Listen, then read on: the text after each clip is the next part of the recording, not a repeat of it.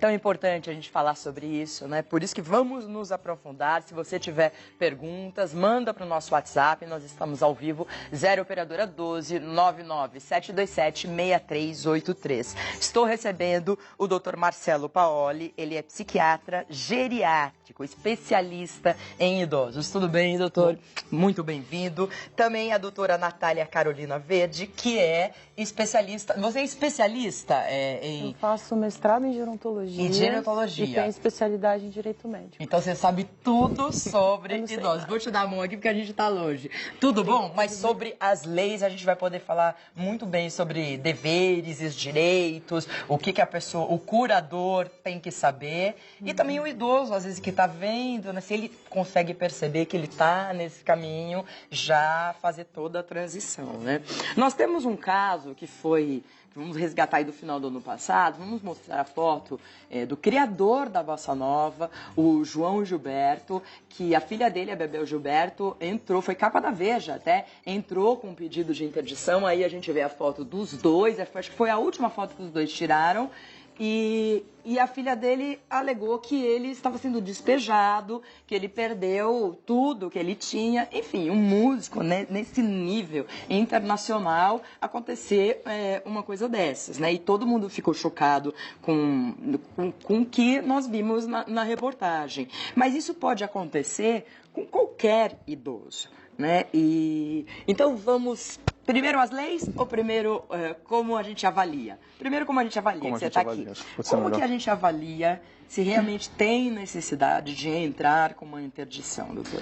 Então, acho que primeiro como a gente avalia assim, a pessoa ela tem que estar com um problema de saúde, né, que esteja ou incapacitando-a fisicamente ou psiquicamente, de provê-la com o necessário ou que vai estar tendo atitudes que vão estar prejudicando de prover o necessário para ela, para suas finanças, para suas atividades básicas de vida, o que a gente chama de atividades instrumentais da vida diária, né? O transporte, conseguir comprar mantimentos, conseguir se alimentar, né? Ou ela tem que estar com um quadro psicopatológico, né? Com um transtorno mental que está impedindo-a de fazer relações, né? Ou de conseguir as coisas necessárias para a vida. O caso do Alzheimer, por exemplo. Pode ser o caso do Alzheimer, pode ser o quadro de uma psicose, onde a pessoa acha que está sendo perseguida, o caso onde a pessoa acredita que está muito rica, começa a distribuir o próprio patrimônio, vender, né? Ficar hipersexualizada, por exemplo, né? E é muito importante a gente determinar se esse quadro ele é reversível ou não, né? Porque aí se a gente vai pedir uma medida judicial, né, que vai demorar bastante tempo, né? A gente pode, por exemplo, num quadro mais reversível, a gente pode tentar fazer uma internação breve num hospital clínico, né?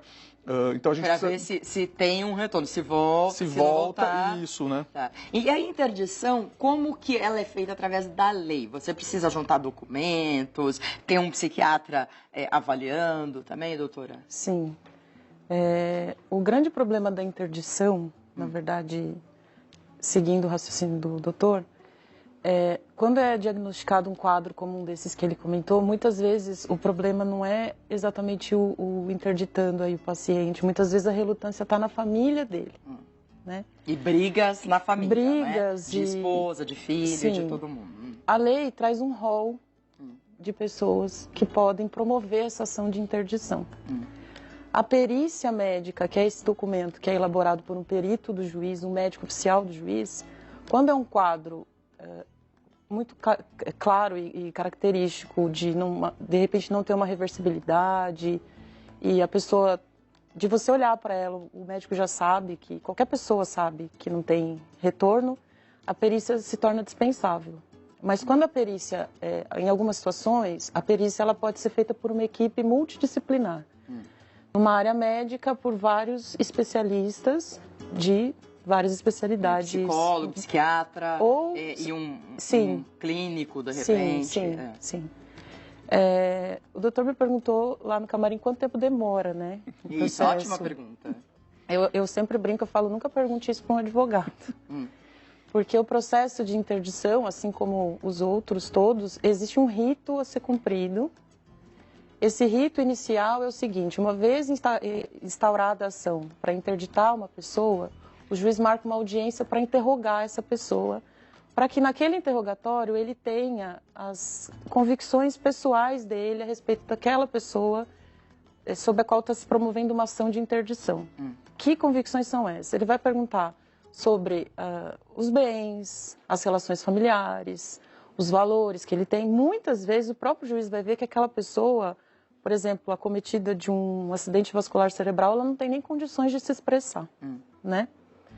Feito isso, é promovido, então, é aberto, então, um prazo para que esse interditando conteste aquele procedimento ou não durante 15 dias. Fica aberto 15 dias de prazo. Passados esses 15 dias, é, então, aberto o prazo para perícia, que pode ser dispensada nessa situação que eu comentei.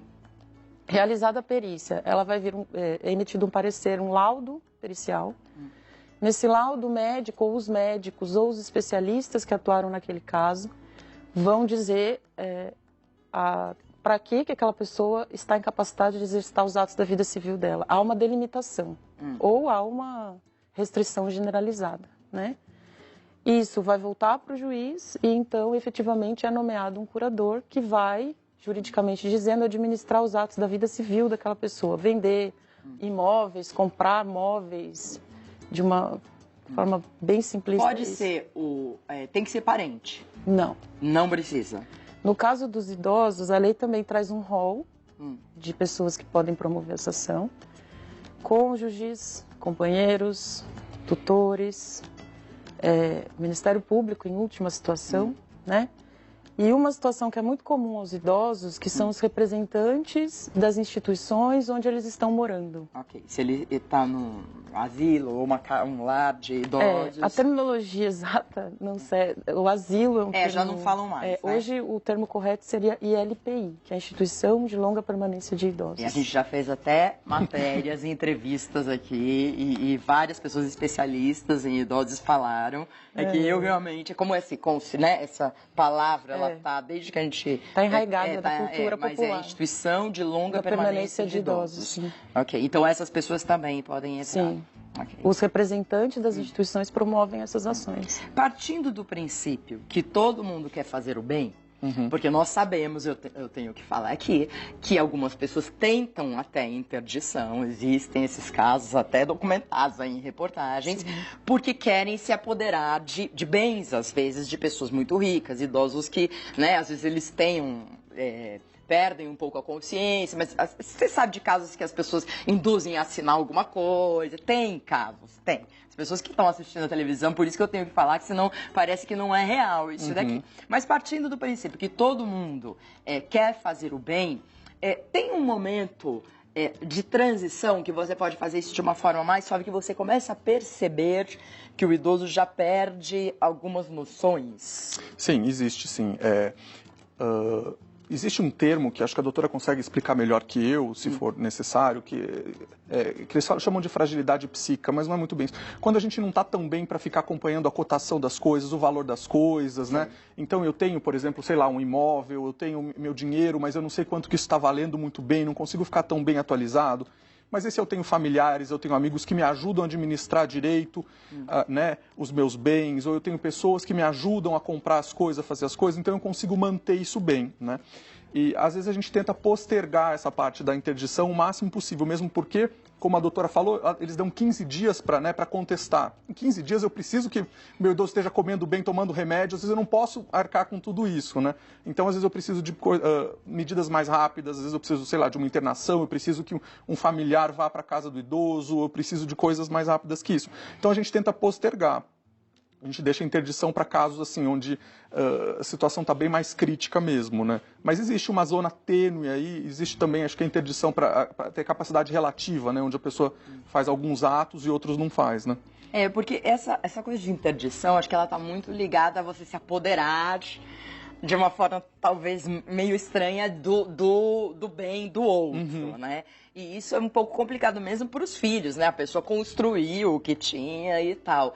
Então, se for visto de uma forma bem positiva, é um momento que realmente o idoso, ele pode precisar dessa ajuda de um curador para organizar a vida dele, né? Porque, na verdade, a curadoria, termo, significa cuidar.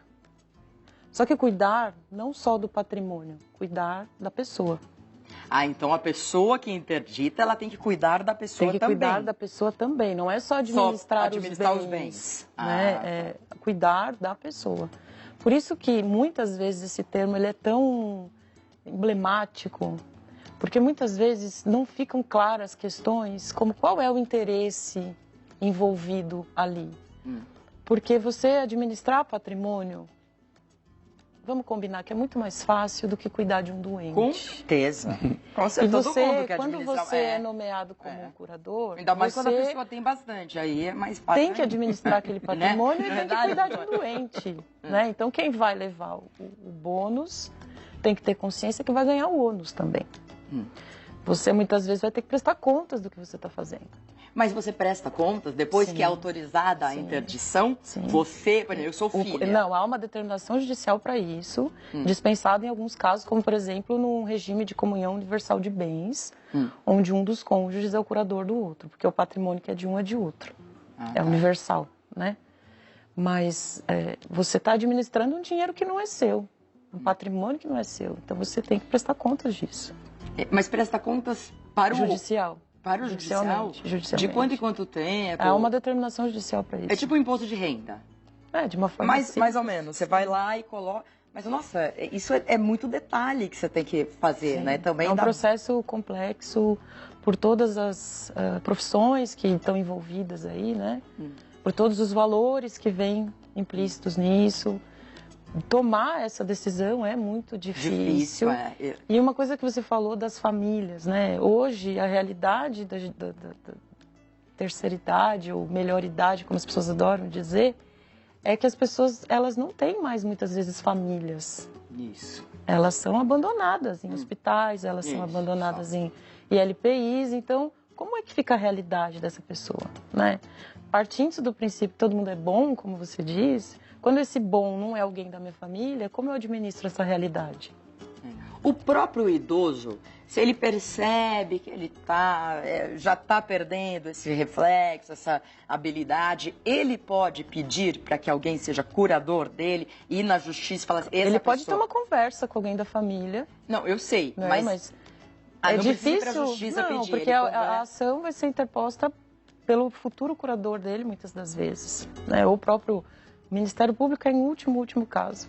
Só que o Ministério Público, em todas as ações de interdição pela curatela, ele vai atuar. Por quê? Porque o idoso, assim como a criança, ele é visto como uma parte frágil da população. Sim. Né? Então mas tem que ter uma fiscalização ali do que está sendo feito com aquela pessoa, naquele processo. Então, pela fragilidade dele, há essa intervenção do ministerial que nós chamamos, né? Nós temos duas perguntas aqui que já mandaram para a gente através do nosso WhatsApp. A Ana Lúcia, ela não falou de onde ela é, ela fala, bom dia, o curador pode vender os bens do interditado?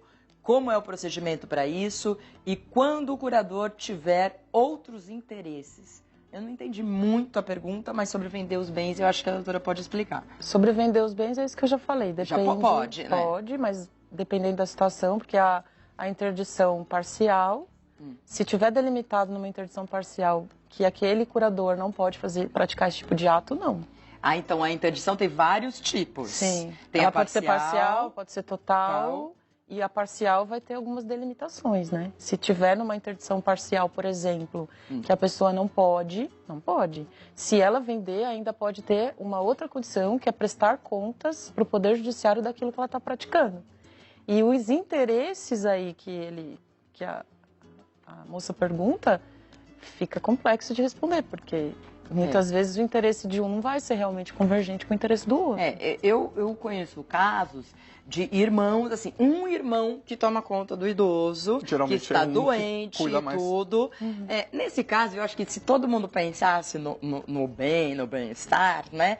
Só no bem-estar do idoso, poderia fazer uma reunião e realmente direcionar essa parte do que o idoso tem para a pessoa que cuida, para não ter nesse problema de dinheiro de um, de outro, que acontece essas brigas. Porque daí fala assim, todos são irmãos, todos têm direito. Mas isso que a doutora falou, Quem está cuidando, na realidade? Quem está... Você fica... Às vezes, as pessoas ficam a vida inteira cuidando de pais e mães, o que eu acho muito importante. Mas é uma vida também que, né, você deixa a sua vida para sempre se tem doar. um que cuida mais, né? Sempre. Mas assim, o processo, momentos de estresse da pessoa que a gente gosta, tem muita briga. Tem um profissional da saúde mental, psicólogo, psiquiatra, que sempre tenta fazer uma dissolução, assim, né?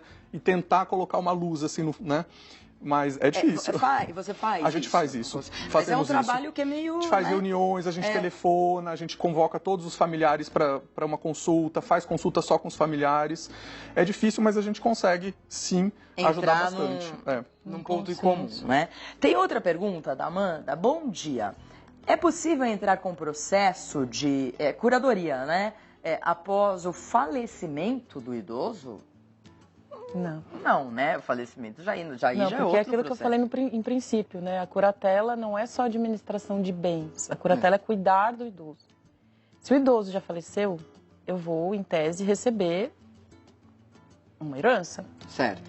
Para isso é aberto um processo de inventário. Que é outra outra coisa. situação. Outra situação, né? Se você tiver dúvida, vai mandando através do nosso WhatsApp, 0 operadora 12, põe lá no seu celular já o nosso WhatsApp, põe Manhã Leve, e aí sempre quando você tiver pergunta, já manda. 997276383, que às vezes chegam muitas perguntas, a gente não consegue responder todas aqui. Mas pelo que eu estou percebendo das perguntas, as pessoas têm muitas dúvidas com relação a bens, né? E não, né, não ao aspecto do idoso em si, como realmente ele está.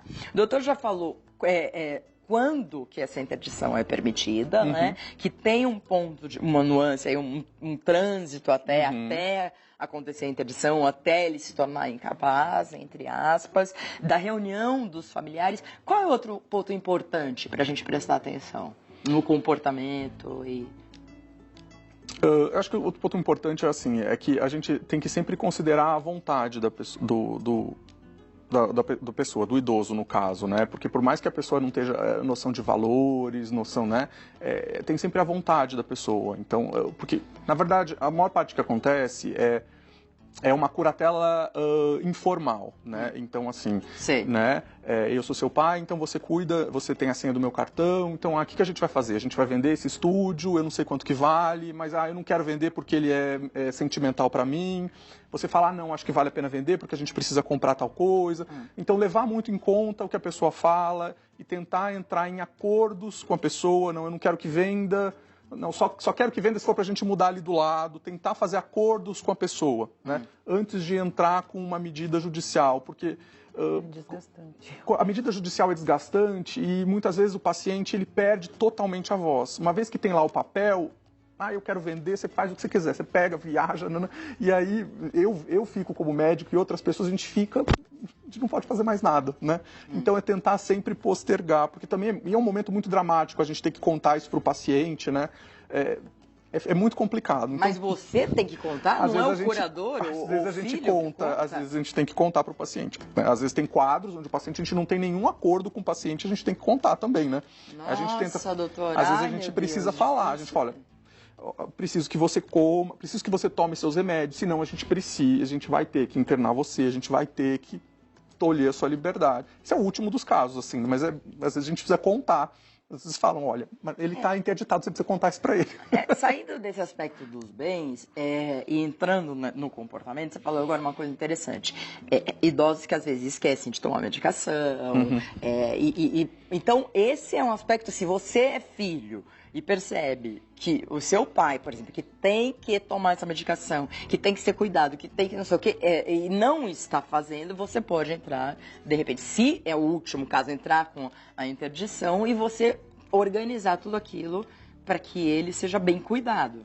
É isso, mais ou menos. Acredito que a pessoa que entre com a interdição, né, vai ficar como responsável legal aí, porque às vezes tem uma pessoa que está como o filho que está como responsável informal ali. Exato. né? Aí, por exemplo, nosso pai, né? Você não está cuidando bem dele, tudo, eu vou lá, vou entrar com um pedido de curatela, eu vou pegar ele e vou cuidar dele, porque você não está dando conta, né? Aí eu roubei o pai de você, não roubei o nosso pai. Há muita informalidade, né, nesse processo. Então, eu gosto de tudo legal, sabe? Você falou que legal é uma coisa que põe o papel, mas é que às vezes o papel ele é necessário. Você que é advogada, você deve achar que é super necessário sempre, né? Então, mas hoje facilita. depende muito disso. Não, mas eu acho que facilita as relações, entendeu? Porque já está estabelecido. Eu acho que as responsabilidades e a cobrança ficam mais claras quando você legaliza e instrumentaliza o que você está fazendo, né?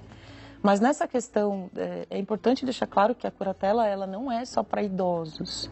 Ela é para qualquer pessoa que, por alguma razão lá elencada no código, seja em virtude de uma doença, seja em virtude de uso de droga, uso de álcool, essa pessoa tem a capacidade de se expressar por si limitada.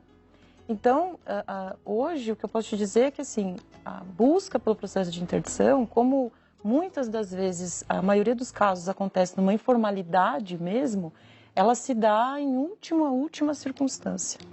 Aquela pessoa que está acamada, que já vendeu tudo que tinha, que em decorrência de uso de droga, de bebedeira e etc e tal, já tem um desenvolvimento comprometido, né? Um desenvolvimento mental comprometido. Então, é uma última instância mesmo, também pelos custos que isso envolve. Custo de advogado. Porque né? tem as custas processuais, tem os honorários advocatícios, existe aquela ansiedade para que aquilo se resolva, que isso, por mais que você fale, gastei e tal, mas e a ansiedade que isso gera? Né? E a carga emocional que isso traz? Muitas vezes o interditando ele não tem esse discernimento, porque ele já está ali naquela situação há anos. Agora, a família, parece que enquanto não tem o papel, não existe obrigação, sabe? Então é curioso isso. Você tem razão, mas eu acho que, só para fazer um adendo nisso, o judiciário consegue fazer uma fiscalização, vamos dizer, menos frequente do que a saúde mental, a equipe da saúde mental, né? E talvez fique, né, ou talvez o médico consiga mais vezes, a enfermagem também, né, o que faça, né, talvez eu preferi também, porque eu sou médico, né, eu puxo a sardinha, preferi, né, que a gente consiga fazer as coisas do meio mais informal, a gente faz cartas, compromissos, a gente tenta fazer de outro jeito, né, mas muitas vezes assim, né, eu lembro quando eu trabalhava num hospital, quando descia o promotor, pô, na hora acontecia coisa, só aparecia, dar um promotor, pô, na hora obedecia, né? Tem poder, A gente fala, você precisa levar o senhor, né, o paciente idoso para cá, você tem que cuidar dele, tem que estar tudo idoso. Mas não tá falando 10 vezes, desci o promotor, eu sou promotor. Não, claro. Por isso que ele é doutor também. Olha, tem uma pessoa que mandou uma mensagem e não se identificou, não tem problema, não precisa te identificar, a gente dá a resposta do mesmo jeito. Bom dia, no caso de uma idosa que teve uma filha como procuradora e faleceu em pouquíssimo tempo, menos de 3 anos, e essa pessoa se apoderou indevidamente, deixando os outros irmãos de fora de um patrimônio. Como proceder? A bola é com você. Isso quase não acontece, né? Talvez. Acontece muito isso. Talvez em outros países, aqui quase nada. Mas nessa situação, quando você tem direito a um patrimônio, um valor que ele entende que seja devido, você tem que entrar com uma ação de prestação de contas contra essa pessoa. Tá. Para que ela especifique onde ela investiu aquele dinheiro, como ela gastou aquele dinheiro, né? E se ficar realmente comprovado que houve um desvio indevido, essa pessoa tem que lhe devolver isso corrigido e atualizado. Tá.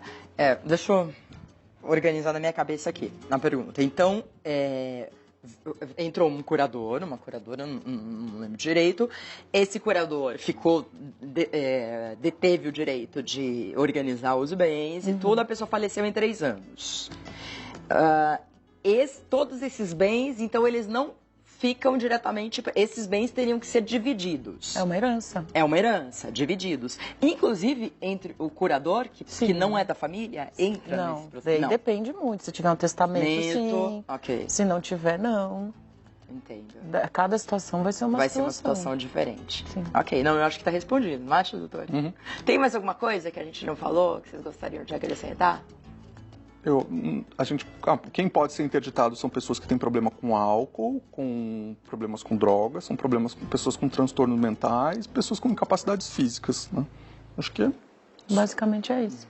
Então, eu quero deixar aqui o convite para vocês, para a gente retomar o assunto, porque o nosso WhatsApp está explodindo de perguntas, e realmente está explodindo de perguntas. É um assunto que eu nem pensei que ia dar tanta repercussão assim, mas as pessoas estão com muitas dúvidas, tanto dúvidas com relação à parte médica e dúvidas com relação à parte jurídica de como você organizar, ser curador, né, divisão de bens e tudo, e cuidar principalmente, porque o objetivo é cuidar da pessoa, né? Não se apoderar dos bens da pessoa.